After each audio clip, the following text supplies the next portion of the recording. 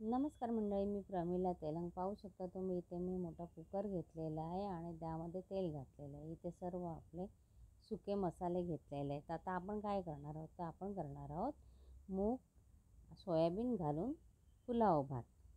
पहिले मी इथे मोहरी घेतलेली आहे, त्यानंतर जिरं घातलेलं आहे. जिरं आणि मोहरी चांगली तडतडली का मग आपण त्यामध्ये कांदा घातलेला आहे. कांदा पाठोपाठ लगेच आपण हिरवी मिरची आणि कढीपत्ता घेतलेला आहे. हिरवी मिरची आणि कढीपत्त्याची चांगली फोडणी बसली का त्यामध्ये आपल्याला घालायचं आहे टोमॅटो बारीक चिरलेला.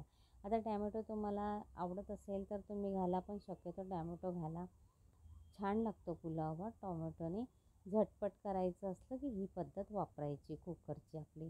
हे बघा, सोयाबीन आणि मूग चांगले मी स्वच्छ धुवून घेतलेले आहेत. मुगाला मोड आणून काढलेले आहेत आणि सोयाबीनसुद्धा भिजत घातलं होतं अर्धा तास.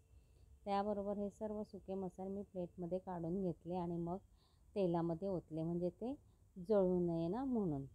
आणि आलं लसूण पेस्ट त्यानंतर घातले, कारण काय आहे, आलं लसूण पेस्ट घातले ना लवकर तर मग ती तळायला चिटकते आणि करपतं.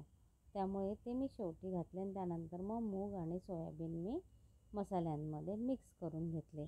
आता मूग आणि सोयाबीन हे चांगले मिक्स व्हावे मसाल्यांमध्ये म्हणून कुकरवरती आपण झाकण मारून ठेवूया 2 मिनिट. झाकण मारून झाल्यानंतर चांगले मसाले मूग आणि सोयाबीनमध्ये घुसले जातात, म्हणजे त्याला चव येते, मॅरिनेट होऊन जातं ते नाही का, म्हणजे त्याला असे मसाले लागून जातात. बघा, तुम्ही बघू शकता छान अशी तरी आले नाही का त्या मसाल्यांना. त्यानंतर धुतलेले तांदूळ आपण पुलाव भातामध्ये, म्हणजे आपण सोयाबीन आणि मूग शिजवून घेतले ना आधी जरा वाफेवर, त्यामध्ये आपण तांदूळ घातले आणि चांगला मिक्स करून घेतलेला आहे. आणि कधी पण पुलाव भात, काही भात किंवा पुलाव भात किंवा बिर्याणी काही करायची असेल तर पाणी गरम करावं, गरम पाणीच घालावं. आता इथे अंदाज कसा, तुमचा 1 ग्लास तांदूळ असेल तर 2 ग्लास पाणी घाला, आणि तुम्हाला मऊ लुसलुशीत हवं असेल तर जरा जास्त घालायचं पाणी. गरम पाणी घातल्यानंतर आपण कुकरला झाकण मारून घेतलेलं आहे आणि 3 शिट्ट्या इथे काढून घेतलेल्या आहेत. कुकर आपला थंड झालेला आहे. पाहू शकता तुम्ही किती छान असं झालं आहे बघा आपला पुलाव भात नाही का, झटकीपट साध्या सोप्या पद्धतीमध्ये. तुम्ही पण नक्कीच करून बघा आणि रेसिपी आवडली तर लाईक करायला विसरू नका. आणि जे नवीन असतील माझ्या चॅनलवरती त्यांनी चॅनलला सबस्क्राईब करा.